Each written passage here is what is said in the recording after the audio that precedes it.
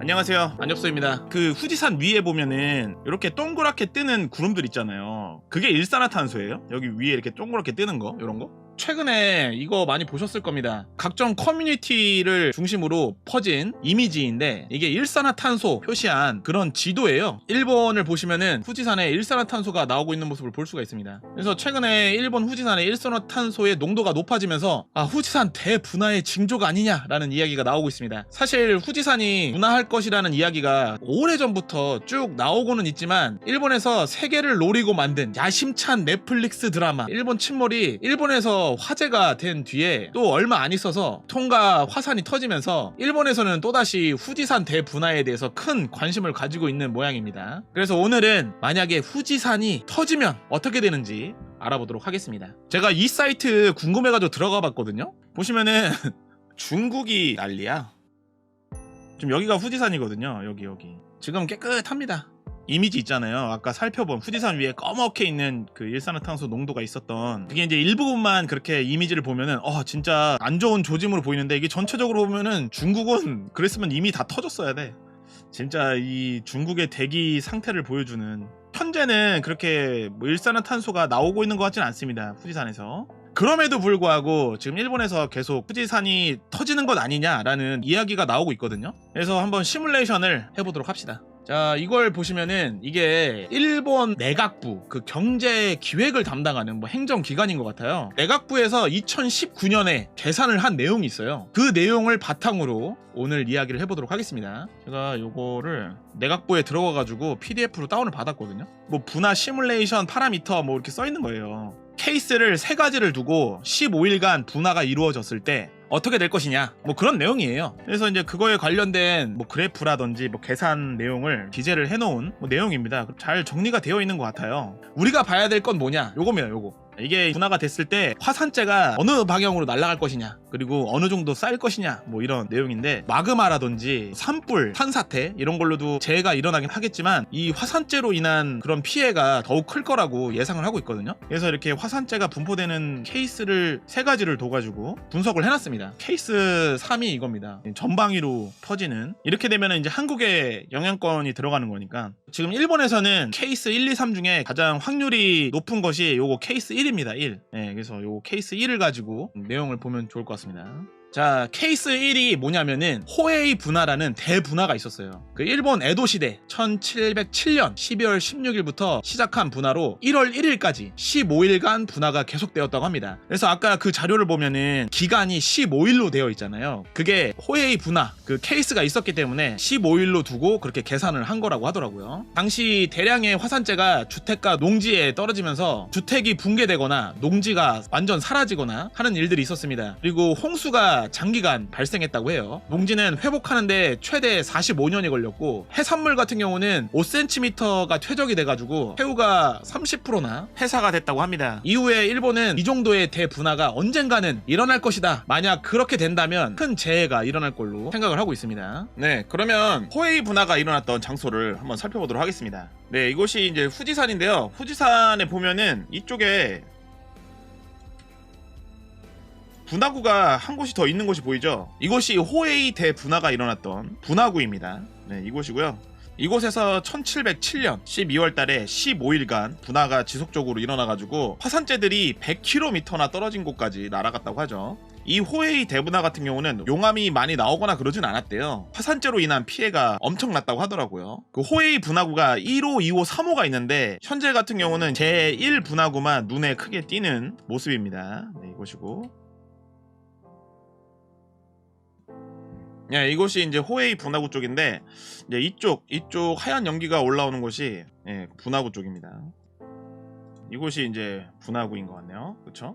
이 호에이 분화가 일어나고 나서 지금까지 이제 이곳에서 분화가 이루어진 적은 없는데, 최근에 들어서 다시 이곳에서 분화가 일어날 수 있다라는 이야기가 나오고 있는 겁니다. 이게 분화가 시작하기 전에 한 규모 8.6 정도의 지진이 이 후지산 부근에서 일어났다고 해요. 그리고 나서 약 50일 뒤에 호에이 대분화가 일어난 거죠. 그래서 이제 최근에 터질 거라고 예상하는 이유가 그 진도 6 이상의 지진이 이 후지산 주변에서 지진이 일어난다고 해요. 네, 그래서 이런 근거를 토대로 후지산이 곧 터질 수 있다는 전문가들이 많아지고 있습니다. 일본 내각부에서 공개한 화산재가 분포되는 자료를 이렇게 지도로 합성을 한번 해봤어요. 빨간 게 3m 정도 쌓이는 겁니다. 좀 주황색 부분이 1m 28에서 3m, 그리고 좀 노란 색깔이 64cm에서 1m 28. 보시면은 생각보다 도쿄 쪽으로 화산재들이 많이 쌓이질 않습니다. 우선 시즈오카현, 여러분들 혹시 도쿄여행 하신 분들 중에 고텐바 아울렛 들어보시지 않으셨나요? 고텐바 아울렛 사파리파크 후지 서킷. 고텐바가 후지산 바로 밑에 있습니다. 아마 그 여러분들 키에 파묻힐 만한 노란색에서 주황색 부분, 후지산이 터지면은 고텐바 부근에 1시간에 1cm에서 2cm 재가 쌓이기 시작합니다. 15일간 지속되면은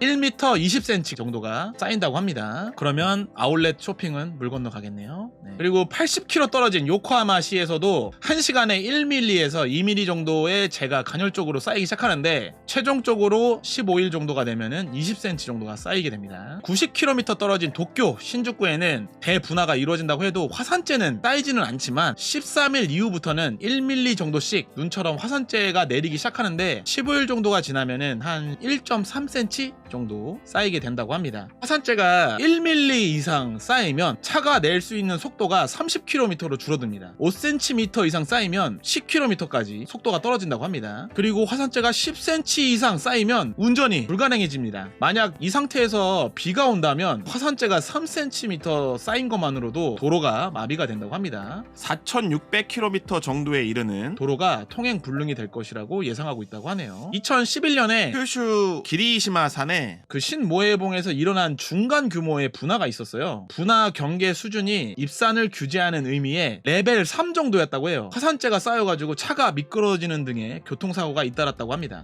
이게 레벨 4부터가 주민 피난이라고 합니다. 그 다음에 철도, 기차나 전철이 다니는 레일에 화산재가 덮이면 전기로 제어되고 있는 열차의 운행 시스템이 장애가 발생하게 됩니다. 0.5mm만 레일에 쌓여도 운행을 할 수가 없게 된다고 하는데요. 최대 1800km의 장애가 발생할 걸로 예상을 하고 있다고 합니다. 그 일본 가고시마에는 활발한 분화 활동이 계속되고 있는데 사쿠라지마의 화산재 영향으로 실제 철도 운행이 자주 멈추고는 한다고 합니다. 최근 일본에서는 이런 상황을 염두해가지고 레일에 화산재를 제거하는 특수한 열차를 지금 개발해서 배치를 하고 있다고 합니다. 그 다음 항공기, 비행기 엔진에 화산재가 들어가면 엔진이 정지되는 큰 문제가 발생할 수 있습니다. 그래서 화산재 영향권에 들어가는 공역은 비행을 할 수가 없습니다. 그래서 공항 활주로에 0.2mm에서 0.4mm 재가 쌓이면 활주로에 있는 표시가 안 보이게 되면서 공항이 마비가 된다고 합니다. 그 영향권에 있는 6개의 공항에서 515편의 비행기가 이륙하지 못하게 된다고 합니다. 화산재로 인해서 공항이 봉쇄되는 경우는 세계 곳곳에서 자주 일어나고 있는 일이거든요. 그 일본에서도 이런 이유로 결항이 되거나 지연되는 경우가 종종 있었습니다. 자, 그 다음 전기.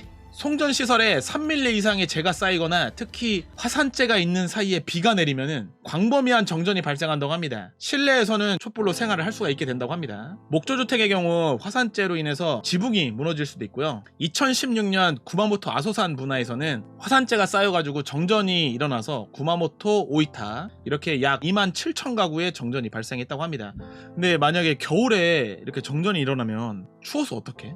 아, 추우면 사랑을 하면 된다고? 너무나 어려운 해결책이라고 하네요. 자, 수도 같은 경우는 2mm 이상의 화산재가 쌓이면 일부 정수장의 가동이 멈추게 된다고 합니다. 그래서 이로 인해서 물 공급도 영향이 생기게 됩니다. 그래서 호에이 분화급 대분화가 이제 지금 발생한다면 13,600명의 사상자가 발생하고요. 경제적 규모로는 약 1조엔에서 2조 5천억엔의 피해가 생길 것으로 보고 있다고 합니다. 아, 통신시설 같은 경우도 제가 찾아봤는데 생각보다 그렇게 큰 피해는 발생할 것으로 예상하고 있지 않다고 합니다. 이게 뭐 전국 단위로 휩쓸고 그러는 것이 아니기 때문에 요즘에 이제 화산이 터지면은 뭐 일본이 망할 거다 뭐 이런 이야기도 있던데 10조에서 30조? 피해 규모가 생긴다는 거 아닙니까? 일본이 빚이 1경이 넘잖아요. 1경. 빚이 1경인데 망하지 않는 게 참 대단하잖아요. 근데 그게 그 빚이 해외에서 빚을 낸 거면은 이게 상당히 위험한데 다 국내 일본 사람들이 낸 빚이거든요. 그래가지고 그 다음에 이제 또 엔화가 상당히 또 안전 자산이잖아요. 귀축통화. 그러니까 쉽게 표현하자면 일본은 건물주야 건물주. 1층에는 또 장사 잘 되는 평양냉면집도 있고 2층에는 또 사람들 많이 오는 PC방도 있고 이래가지고 얘네들이 좀 빚을 내가지고 뭘 한들 월세가 또 많이 들어오니까. 근데 이렇게 빚이 많은데 왜 안 망하지? 뭐 이런 또 이유로는 또 그런 게 있다고 하더라고요. 네. 근데 위험한 건 뭐 사실이긴 하죠. 2022년 대예언 얼마 전에 유튜브에서 봤는데 지진이 난다던데 화산 터질라나? 2022년 대예언에 그런 이야기가 있었군요. 전문가들이 일본의 방송에 나와서 이야기하는 거 보면 최근에 터질 거라고 이야기 많이 하던데 오늘 일본 내각부가 발표한 시뮬레이션을 토대로 화산이 터지면 어떻게 되는지 간단히 한번 살펴보았습니다. 네, 오늘 영상은 여기까지입니다. 그럼 다음 영상에서 뵙도록 하겠습니다. 감사합니다. I dare you to fix me. I'm crossing the line again, falling on my knees. No stranger to pain.